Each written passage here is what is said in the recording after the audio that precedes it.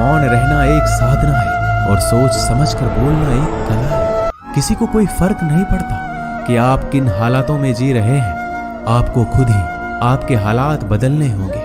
आप अपने आप से इतने मजबूत होने का वादा करो कि दुनिया की कोई भी चीज आपके मन की शांति को भंग ना कर सके। जब किसी की जिंदगी में आपकी जगह कोई और आ जाए तो आपका पीछे हटना ही बेहतर होता है। अक्सर इंसान को वही रिश्ते थका देते हैं जो उसका इकलौता सुकून होते हैं। अगर आप दुख पर ध्यान दोगे तो हमेशा दुखी रहोगे और सुख पर ध्यान दोगे तो सुखी रहोगे।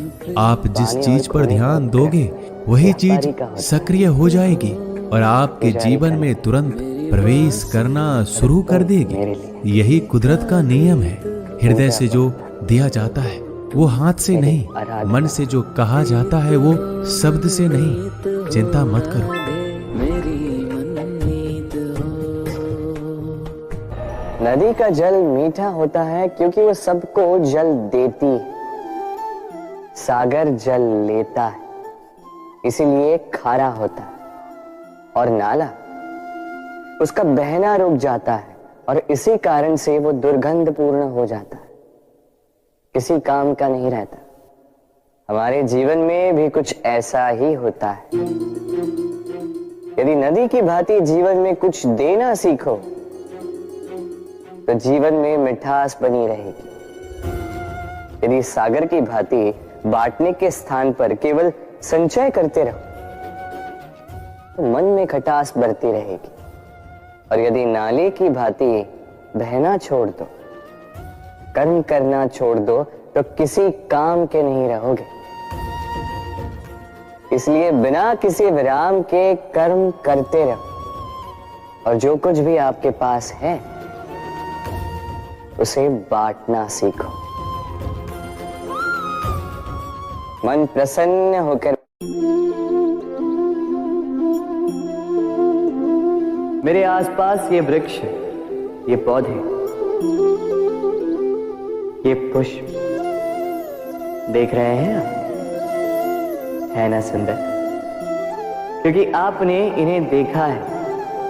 इसी प्रकार जब प्रेम की बात आती है लोग किसी का मुख स्मरण कर लेते हैं।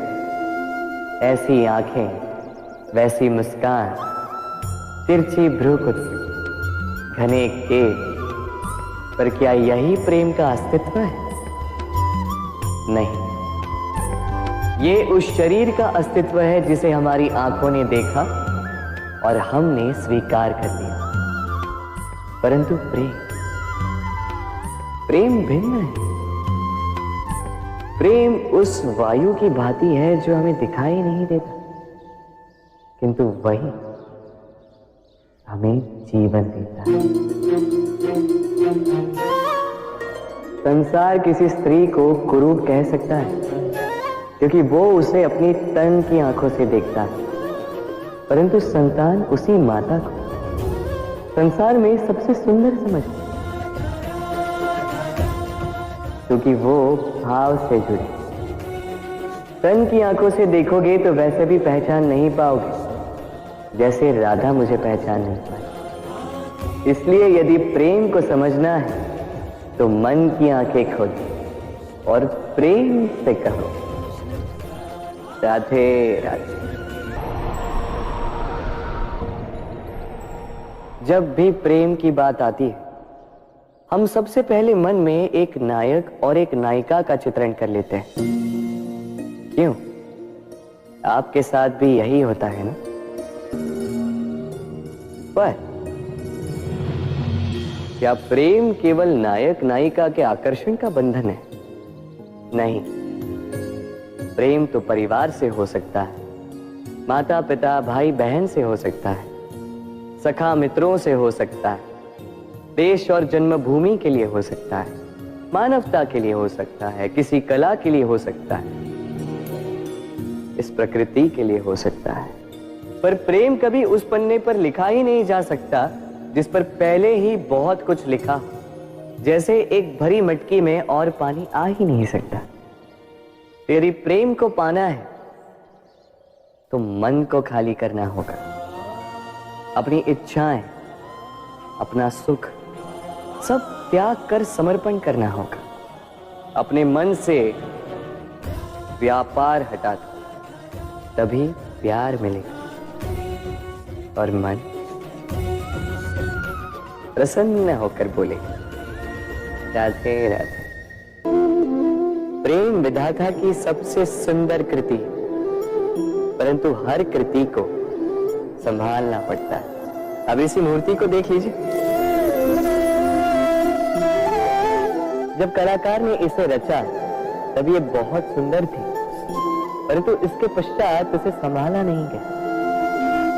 इसके स्वामी ने इसके देखभाल का कर्तव्य ठीक से नहीं निभाया और अब यह मूर्ति असुंदर लगने लगी। इसी प्रकार केवल कह देने से प्रेम नहीं हो जाता। इसके लिए आपको अपने कर्तव्यों को पूर्ण करना होगा। तो देश की रक्षा, परिवार और संबंधियों की सुरक्षा, संतान को संस्कार, जीवन साथी का आभार, ये कर्तव्य जब तक नहीं निभाओगे प्रेम से दूर होते जाओगे। तो यदि प्रेम का अमृत पाना है तो कर्तव्य की अंजलि बनानी होगी और मन से कहना होगा राधे राधे। प्रेम संसार का सबसे पवित्र बंधन है, पर सच पूछो तो ये बंधन से मुक्ति है, स्वतंत्रता है।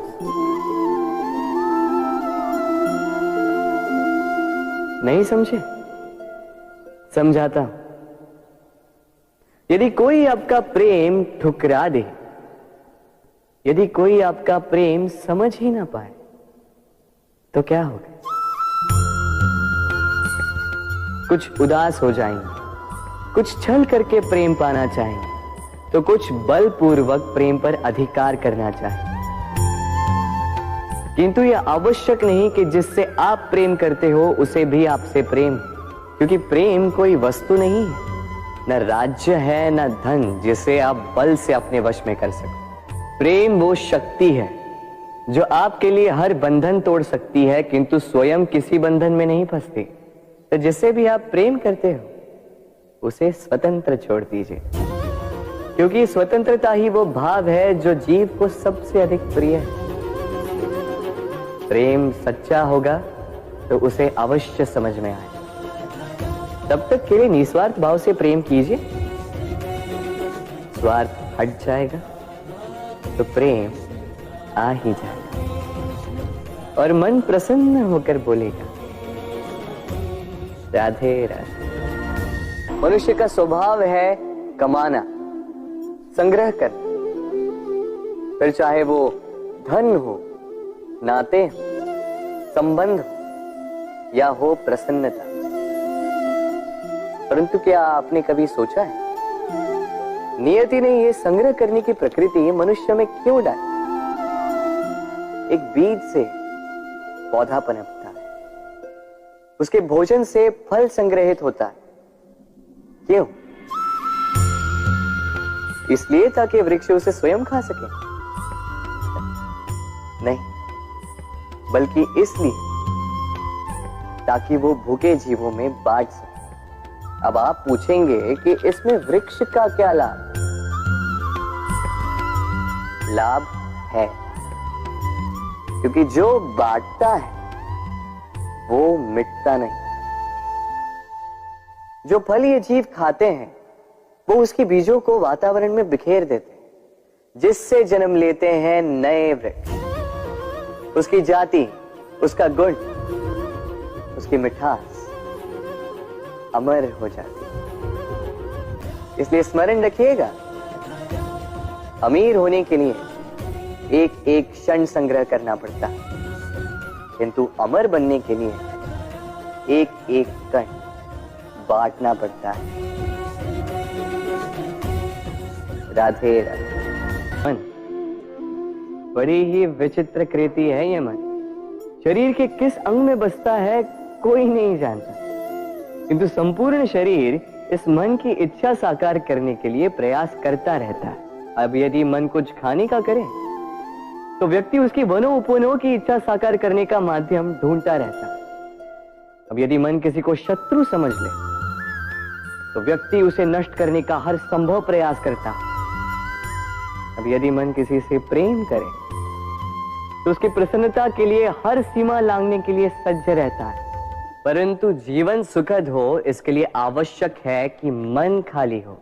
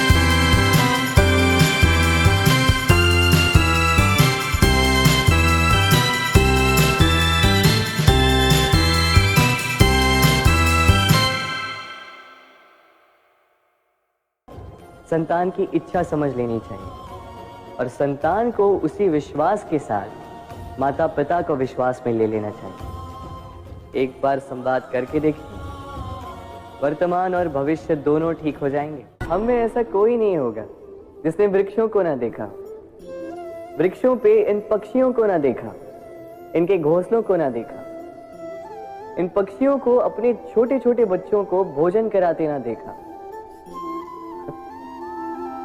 संसार का सबसे ममत्व वाला दृश्य होता है। चिड़िया दूर से अपने चोंच में दाना भरकर लाती, स्वयं भोजन करने में असक्षम संतान की चोंच में डालती, स्वयं भूखी रहती, निस्वार्थ निश्चलता से। और जब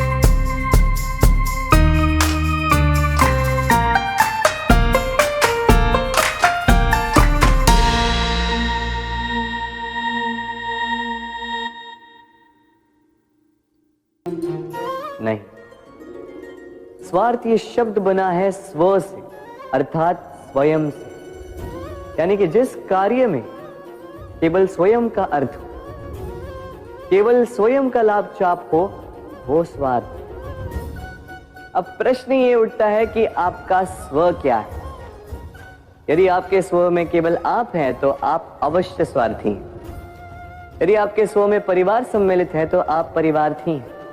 यदि आपके स्व में अन्य लोग सम्मिलित हैं तो आप परोपकारती हैं। और यदि आपके स्व में ये संसार सम्मिलित है तो आप परमार्थी हैं। तो अपने स्वार्थ से दूर ना जाएं, उसका विस्तार करें। अपने अस्तित्व का विस्तार करोगे तो ये स्वार्थ स्वयं ही परमार्थ में बदल जाएगा।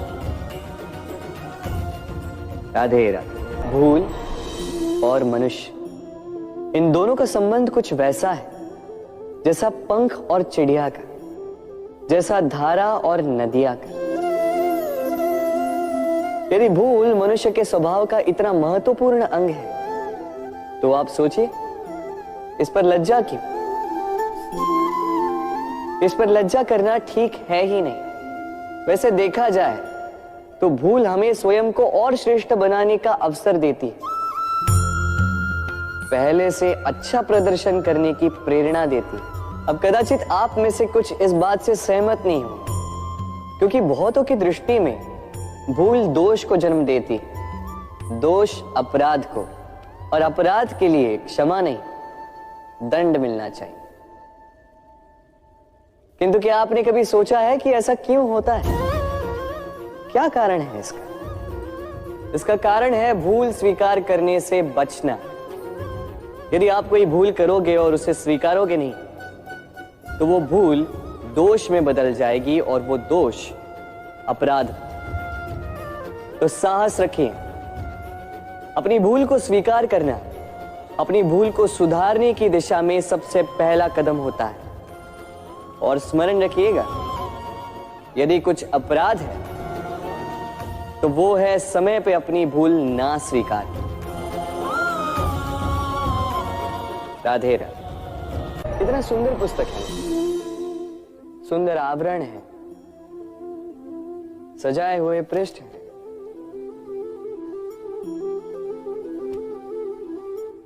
किंतु क्या ये सत्य में अद्भुत पुस्तक कहलाने की पात्र है? क्या इसमें जो लिखा है वो सत्य है, प्रेरणादायी है, हमारे लिए मूल्यवान है? कैसे निश्चय लिया जाए इस बात का? अब आप सोचेंगे कि सीधी सी बात है, आवरण को देख के पुस्तक की गुणवत्ता कैसे जानी जा सकती? इसके लिए तो आपको उसे पढ़ना होगा, उसे समझना होगा, समय देना होगा, है ना? बिल्कुल उचित सोच रहे हैं आप। बस आश्चर्य की बात यह है कि पुस्तक के विषय में आप ये सारी बातें जानते हैं, किंतु किसी व्यक्ति के विषय में आप ये सारी बातें मन में नहीं लाते। व्यक्ति का मूल्यांकन भी उसके वस्त्रों से, उसके शारीरिक रूप से या उसकी सुंदरता से नहीं किया जा सकता। उसके लिए आपको उस व्यक्ति को पढ़ना होगा, उसे समझना होगा, उसे समय देना होगा। पर हम क्या करते हैं? पहनावे, रंग, सुंदरता को देखकर आकर्षित हो जाते हैं, उसे प्रेम समझ बैठते हैं, और आए दिन कोई ना कोई ये कहते सुनाई देता है कि उसकी प्रेम कहानी सफल नहीं हो पाई, उसे छल मिला। किंतु इसमें दोष किसी और का नहीं, स्वयं आपका है। आपने उस व्यक्ति को समय नहीं दिया, आपने उस व्यक्ति के विचार नहीं परखे। प्रेम 2 क्षण में बनने वाला पकवान नहीं है। इसका स्वाद चखने के लिए आपको जीवन भर का समय देना पड़ेगा। तो समय दीजिए, एक दूसरे के रूप से नहीं, आत्मा से जुड़ी। निश्चित ही मन प्रसन्नता से कह उठेगा, राधे राधे। मनुष्य की सोच संसार का सबसे गहन या कहो सबसे कठिन भाव है। कब क्या होने के पश्चात ये मन क्या सोच बैठेगा, ये कहना असंभव है। और यही सोच कई बार हमारे मन में हीन की भावना ले आती है। हम सदा हमसे ऊपर की श्रेणी के व्यक्तियों को देखते हैं, उनके जीवन का विश्लेषण करते हैं और फिर स्वयं को हीन समझ लेते हैं। इसके पास इतना धन है, इसके पास कितना बल है और मेरे पास कुछ भी नहीं। मैं कितना हीन व्यक्ति हूं, संसार के लिए मैं कुछ भी नहीं। होता है ना ऐसा, किंतु ऐसा नहीं है। आपके पास भी बहुत कुछ है, पलट के देखिए। किसी भूखे व्यक्ति को केवल एक रोटी मिल जाए तो भले ही दूसरों के लिए वो अन्न का दाना होगा, किंतु उसके लिए वो भोज से कम नहीं। इसलिए जब भी मन में हीन भावना जागे, अपनों की ओर देखिए, उनकी ओर पलटिए। आपको विश्वास हो जाएगा कि भले ही आप ये मानते हो कि इस संसार के लिए आप कुछ नहीं है, कुछ लोगों के लिए आप संपूर्ण संसार है। तो जो आपका संसार है उसमें प्रसन्न रहना सीखिए। राधे राधे।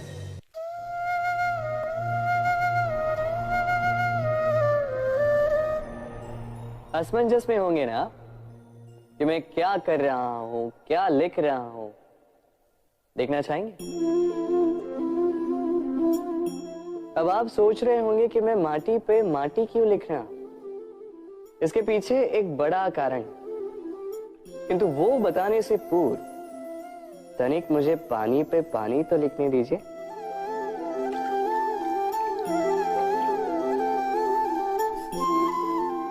क्या हुआ? जो मैंने लिखा वो दिखाई क्यों नहीं दे रहा? तो ये रहा आपके पहले प्रश्न का उत्तर। माटी पर माटी लिखना कितना सरल है, उतना ही कठिन है पानी पर पानी लिखना। संबंध भी कुछ इसी प्रकार होते हैं। बनाते समय माटी पर लिखने जितने सरल और निभाते समय पानी पर लिखने जितने कठिन। अब प्रश्न ये उठता है कि पानी पे लिखा कैसे जाए।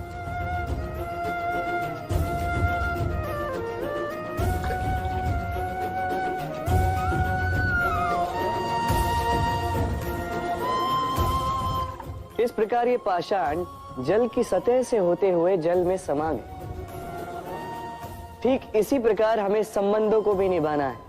इस पाषाण की भांति निष्ठा से गहराई में जाओ, संबंध कभी नहीं बिखरेंगे। राधे राधे। ग्रंथों में लिखा गया है कि यदि मनुष्य मौन रहना सीख ले तो उसकी अधिकांश समस्याएं स्वयं ही समाप्त हो जाती हैं। और सत्य में मौन में बड़ी शक्ति होती है, बड़ा बल होता है, किंतु वो बल किस काम का जो समय आने पर आपके काम ही ना है। क्या सदा मौन रहना उचित है? नहीं। इतिहास साक्षी है।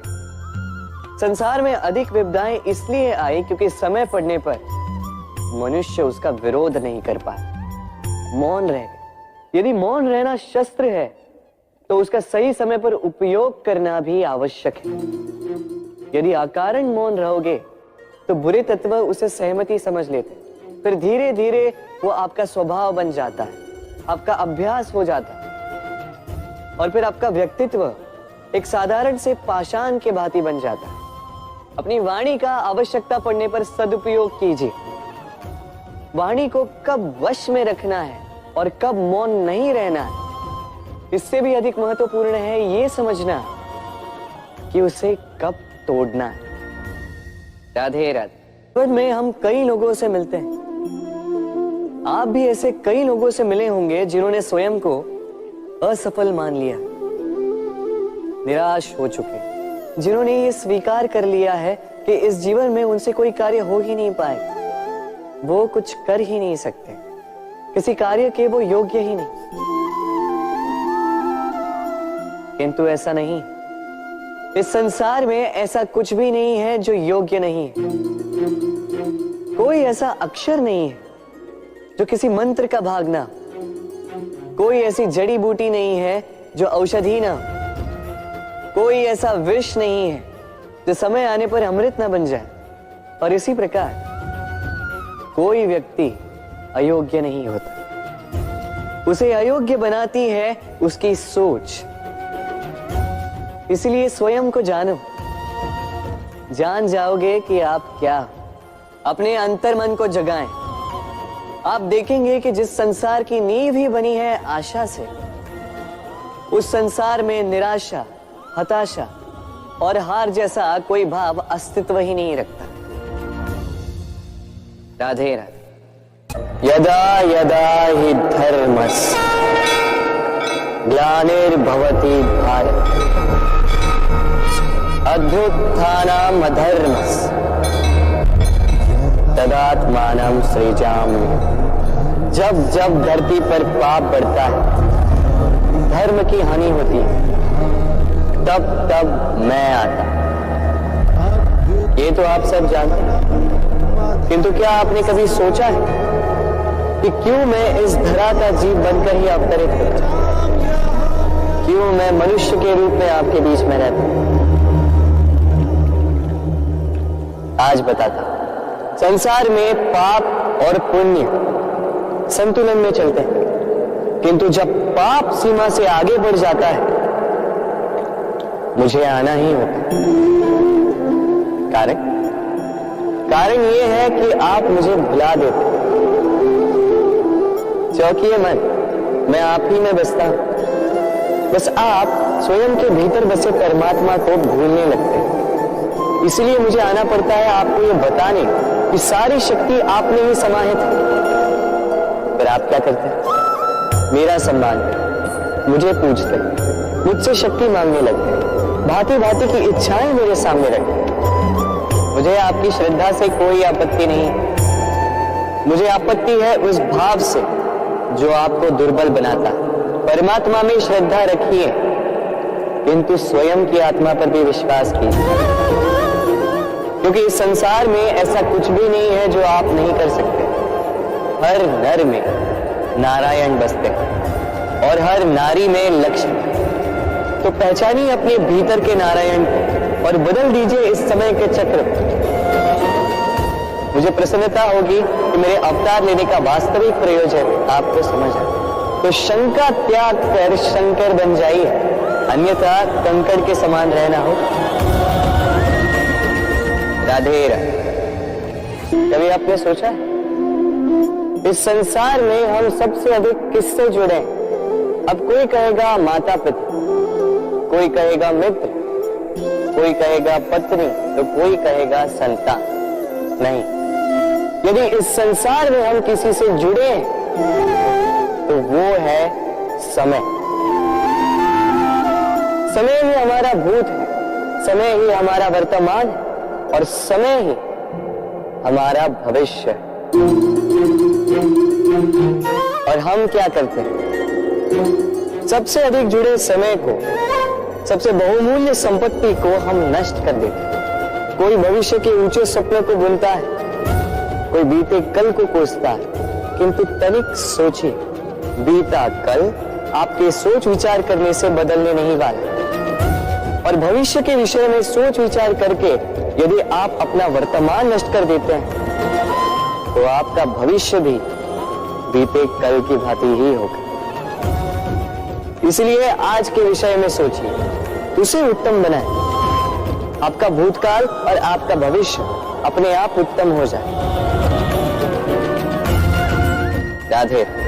अक्सर आपके बड़े बूढ़ों ने आपसे कहा होगा कि ये संसार दुख का मूल है और ईश्वर भक्ति उस दोष से दूर जाने का मार्ग है। किंतु सोचिए, यदि ये संसार दुख का सागर होता तो क्या नियति आपको यहां पर जन्म लेने देती? क्या ईश्वर